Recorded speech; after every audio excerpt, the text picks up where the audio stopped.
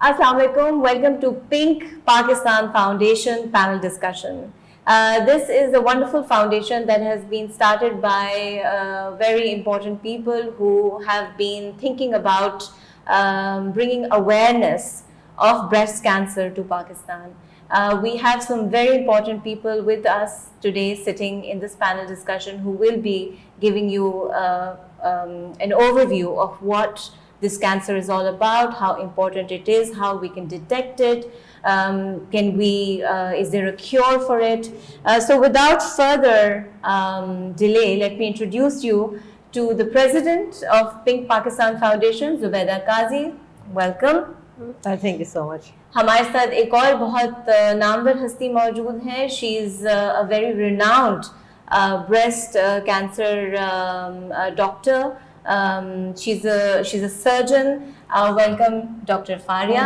Thank you so much for giving your time to us. So I think without any more delays, let me start with this important discussion.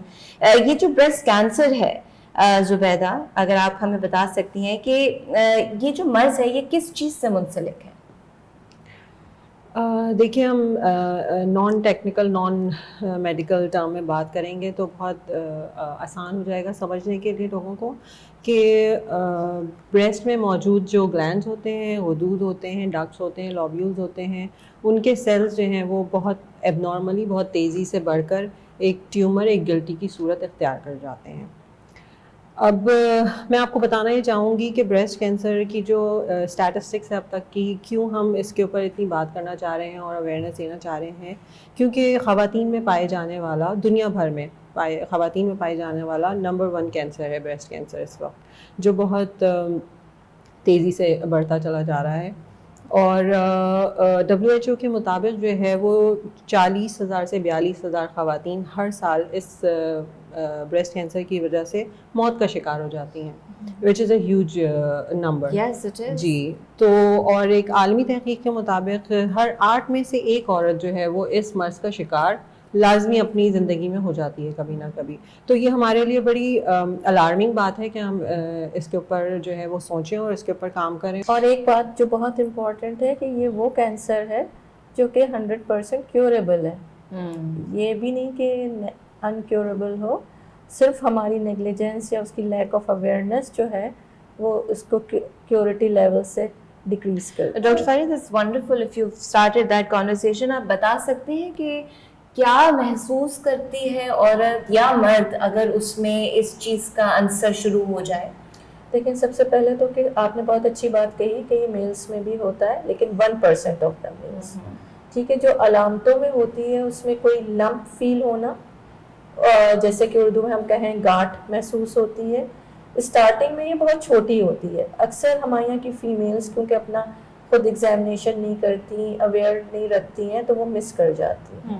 دوسرے یہ کہ بغل میں گاٹھ محسوس ہونا, یہ اسٹیج پڑ جاتا ہے جو کہ میں آگے آپ کو اسٹیجنگ میں بھی بتاؤں گی. تیسرا نپل سے ڈسچارج, یا تو واٹری ہوتا ہے یا بلڈ اسٹین ڈسچارج ہوتا ہے.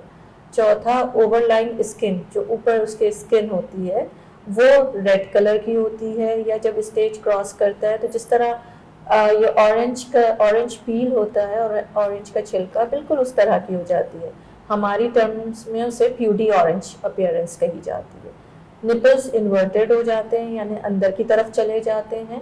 یہ ساری علامتیں ہیں جو کہ ہوتی ہیں, جو کہ ایک فیمیل نوٹس کر سکتی ہے خود, نہیں تو کسی بھی ڈاکٹر سے رجوع کر سکتی ہے. قریبی کچھ few percent 10 to 20% میں پینفل ہوتا ہے, otherwise it's a painless lump, بالکل پین نہیں ہوتا ہے. پین لیس ہوتا ہے, اسی وجہ سے اس کی تشخیص جو ہے نا وہ آپ توجہ ہی نہیں دیتے نا, کوئی تکلیف نہیں ہے. دوسرا یہ کہ 4th اسٹیج میں اگر یہ چلا جائے, بہت بڑھ جائے, ہڈیوں میں چلا جائے, جگر میں چلا جائے, تو پھر اس کے علامات آ جاتے ہیں, یا پھر ویٹ لاس کی طرف جانے لگ جاتا ہے پیشنٹ بڑا کرٹیکلی کہ بھائی کیوں وزن گر رہا ہے, بال کیوں اتنے گر رہے ہیں. تو یہ بہت لیٹ اسٹیج میں, ادروائز جو ہے وہ اس میں کمر میں درد, ریڑھ کی ہڈی میں درد, یا بالکل ہلکا سا دھکا لگا, بون فریکچر ہو گئی یعنی بون میں چلا گیا. جگر کا بڑھ جانا سم ٹائمز پریزنٹ کرتا ہے جانڈس کے ساتھ, پیلیا کے ساتھ. کھانسی ہوتی ہے, کف جب لنگس میں چلا جاتا ہے تو کفنگ ہوتی ہے. اس طرح کے سمٹمس. اور سمٹائمس ہیڈ ایک, سیویئر ہیڈ ایک جب برین میں چلا جاتا ہے. میرا سوال آپ دونوں سے ہے, اس بیماری کو لے کے ہمارے معاشرے میں بہت وہم پایا جاتا ہے. لوگ, اور جس طرح سے آپ نے بتایا, اتنی اینڈ سٹیج پہ لوگ آ کے آپ کے پاس اپنا علاج کرانا شروع کرتے ہیں, تو یہ کیا وجہ ہے جس کی وجہ سے کہ اتنا زیادہ ریزسٹ کر دیتے ہیں لوگ سمجھنے میں کہ ہم بیمار ہو رہے ہیں اور اس ایریا میں وہ بیماری آ رہی ہے؟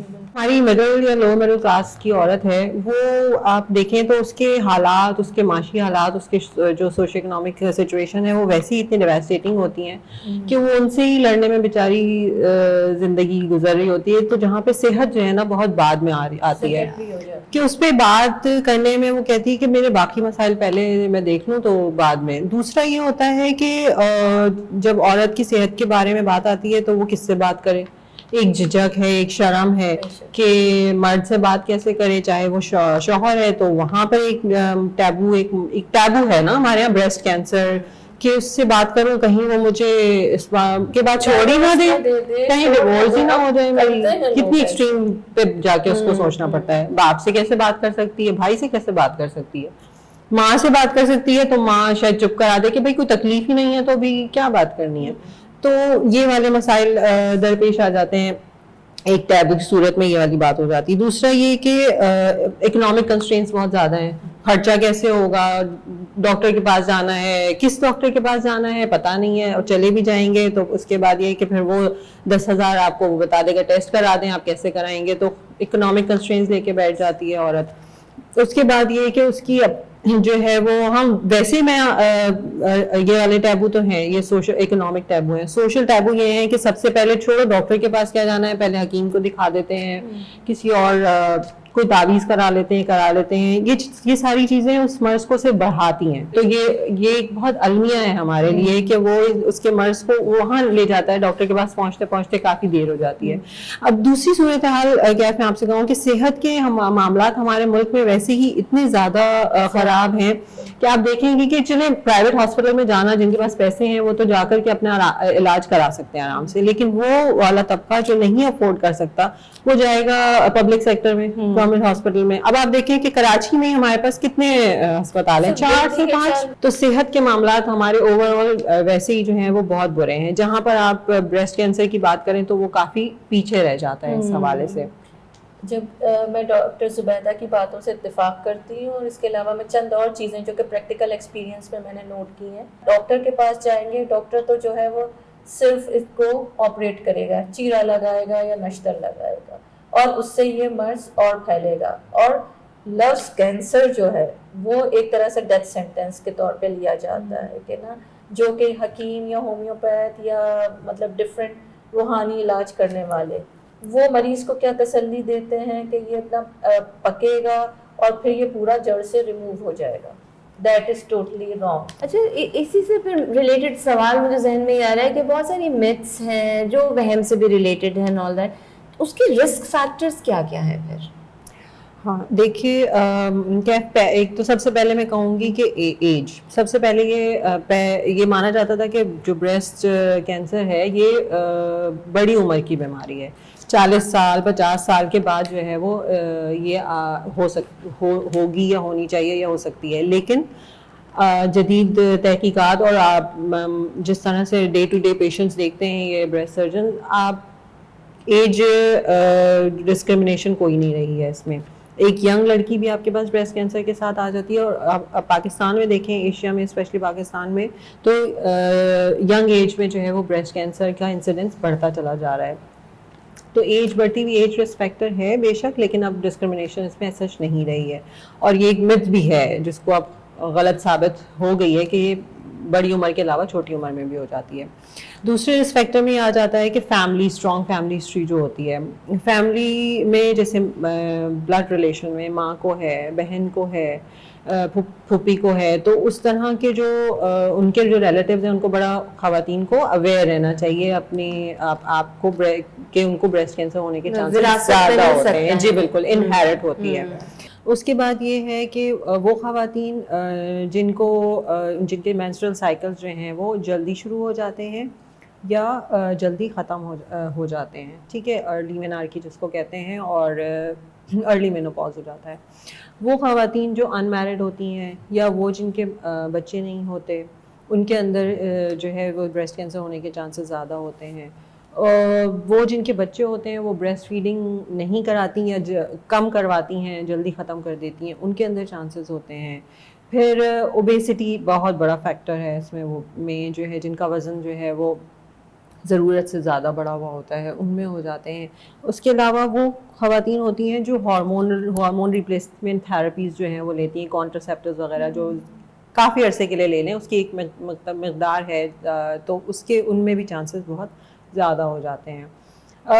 یہ تو کچھ رسک فیکٹرز ہیں. اور متس کی بات کی جائے تو متس بھی ہمارے طبقوں میں مڈل لوور مڈل کلاس میں یہ بھی ہے کہ بھئی یہ جیسے ابھی ڈاکٹر فاریہ نے بات کی تھی کہ کنٹیجیس ہے, ایک سے دوسرے کو لگ جائے گی, اس عورت کو الگ کر دیا جائے جس کو بریسٹ کینسر ہے, ایسا ہرگز نہیں ہے.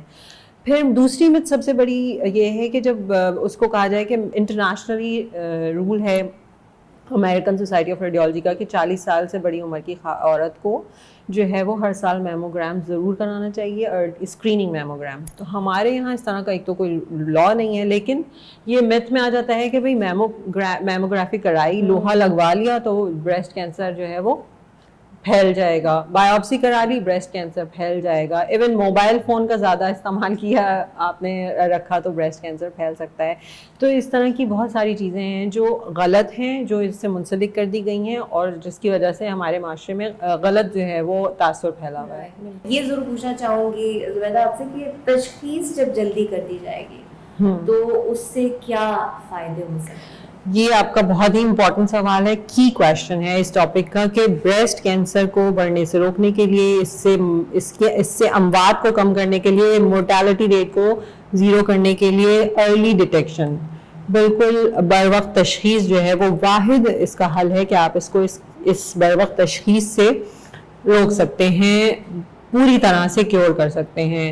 جتنی جلدی بریسٹ کینسر اپنے انیشیل اسٹیج پہ, شروع ہونے کے اسٹیج پر ڈیٹیکٹ ہو جائے گا, اتنے ہی اچھا اس کا مؤثر علاج ہو جاتا ہے, مطلب ٹوٹلی کیوریبل ہوتا ہے. کین یو امیجن کہ کینسر جڑ سے ختم ہو جائے, بہت ہی بڑی اس طرح ہو جائے گا پیشنٹ کہ جیسے اسے کبھی کوئی بیماری ہی نہیں تھی, کوئی کینسر ہی نہیں تھا. تو اب ارلی ڈیٹیکشن کے لیے سب سے آسان طریقہ جو ہوتا ہے وہ یہ ہوتا ہے کہ ہمارے یہاں کی خواتین جو اس سے بالکل پتہ نہیں ہے انہیں کہ سیلف ایگزامینیشن, اپنی بریسٹ کا ایگزامینیشن خود ہر مہینے اپنی سائیکلز ختم ہونے کے 1 ہفتے کے بعد انہیں ضرور کرنا چاہیے, چاہے وہ بڑی عمر کی عورت ہو, چاہے وہ ایک لڑکی ہے, چاہے وہ شادی شدہ ہے, چھوٹے بچوں کی ماں ہے, یا جو بھی ہے. جب سائیکلز شروع ہو گئے ہیں لڑکی کو تو اس کے بعد اسے اپنی بریسٹ کی ایگزامینیشن کرنا لازمی ہے, کیونکہ یہ ایک بہترین طریقہ ہے, اپنے آپ کو اچھے سے جانتا ہے انسان اپنی باڈی کو, اور جلدی سے پکڑ سکتا ہے کہ بھئی میرے ساتھ کیا چینجز شروع ہو رہی ہیں, یا مجھے کسی کو بتانے کی ضرورت ہے کہ کچھ مسئلہ ہے. یہ ایک آسان سا طریقہ ہے جس میں کوئی نہ ڈاکٹر کے پاس جانا ہے, نہ کوئی آپ کو جدوجہد کرنی ہے, یا پھر آپ ڈاکٹر کے پاس جائیں اور وہ آپ کو ایگزامن کرے, ٹھیک ہے, ایک میڈیکل اسسمنٹ آپ کرا لیں. دوسرا طریقہ ہے اسکریننگ کا کیف, کہ میموگرافی کرائی جائے, which is the definitive method of screening, جس کی وجہ سے ارلی ڈیٹیکشن ہوتی ہے. یا اگر جن کی میموگرافی نہیں ہو سکتی تو ایٹ لیسٹ الٹرا ساؤنڈ کرا سکتی ہیں بریسٹ کا. تو کچھ یہ طریقے ہیں جن کی وجہ سے ارلی ڈیٹیکشن جو ہے وہ ہو سکتی ہے بریسٹ کینسر کی. Zubaida, what do you think as a woman, ہماری عورت کس اس سے گزرتی ہے, اسٹیجز سے گزرتی ہے, اور جیسا آپ نے بات کی مڈل کلاس بھی ہے, لوور مڈل کلاس بھی اس کے اندر زیادہ ملوث ہوئی ہے, اور بہت زیادہ تنگ پریشانی سے گزر رہی ہیں وہ عورتیں, ان کو بازیاب کرانے میں آپ کو کیا لگتا ہے کہ کس طرح کا رول یہ اویئرنیس کیمپین جو ہے وہ کر سکتی ہے؟ بریسٹ جو ہے وہ ایک عورت کی کے جسم کا ایک بڑا کیا کہیں گے ہم اس کو, ایستھیٹک پارٹ ہے جو اس کے لیے بڑا امپورٹنٹ ہے, اور وہ اگر میرڈ ہے تو obviously اس کے پارٹنر کے لیے بھی اتنا ہی امپورٹنٹ ہے. تو جب بریسٹ کینسر کی بات آتی ہے اور پہلا سوال یہ آتا ہے کہ بھائی اب تو یہ ریموو ہو جائے گا, ختم ہو جائے گا, جسم کا حصہ نہیں رہے گا, تو ایستھیٹیکلی اس کو اچھا نہیں لگے گا, خود اچھا نہیں لگے گا, پھر شوہر کے ساتھ مسائل ہو جائیں گے, اور وہی والے جو ہم نے پہلے بات کی کہ آپ کی ازدواجی زندگی بہت بری طرح سے خراب ہو سکتی ہے.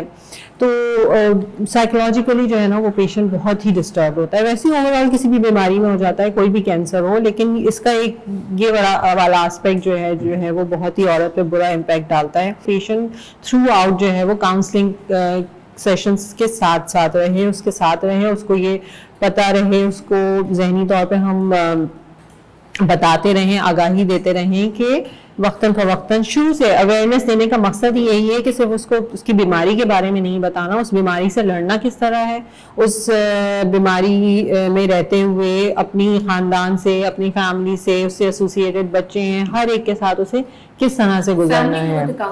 تو فیملی کی پیشنٹ کے ساتھ نا فیملی کو بھی بلانا, فیملی کی کاؤنسلنگ بہت امپورٹنٹ ہوتی ہے. اور یہ ایک ڈاکٹر کا ہمارے پروفیشن میں ہمیں سکھایا بھی جاتا ہے, بتایا جاتا ہے, بڑا امپورٹنٹ پارٹ ہوتا ہے کہ یہ نہیں ہوتا کہ بھائی مریض آیا, آپ نے دوائی دے دی, آپ نے سرجری کر دی, تو بڑا آسان کام ہے. جب آپ اس کے ساتھ بیٹھ کے بات کرتے ہیں نا تو آپ اس کے آدھے مرض کو تو ختم کر دیتے ہیں. تو یہ اور جب اس مرض کے ساتھ جب مسائل سے گزر رہی ہے تو گاہے بگاہے آپ اس کے ساتھ رہیں, سائیکولوجیکلی, مینٹلی, اس کو ایموشنلی جو ہے وہ آپ اسٹرانگ کرتے رہیں کہ نہیں اب تم نے اس کے بعد یہ والے مسائل ہوں گے, ان سے کس طرح لڑنا ہے. اور اس کو یہ بات اس کو باور کر دینی ہے کہ ultimately will be out of it اور سب ٹھیک ہو جائے گا.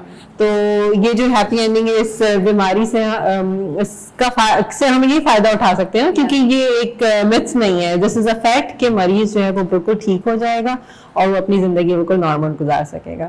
Thank you so much, Dr. Faria and Dr. Zubaida, for your time, your inputs, your awareness. میں نے بھی بہت سیکھا اور بہت جانا اس بیماری کے بارے میں. اس طرح کی بہت ساری ڈسکشنز اور اویئرنیس کیمپینز اور پروگرامز ہم آپ کے لیے وقتاً فوقتاً لاتے رہیں گے. ہمارے ساتھ ٹیونڈ ان رہیے گا. اور اگر کوئی آپ کی طرف سے سوالات ہیں, کوئی آپ کی طرف سے ایسی کوئی آپ کی مسکنسیپشنز ہیں جو آپ دور کرنا چاہتے ہیں, kindly write to us and connect with us on our web page. We'll be waiting for your feedback. Thank you so much.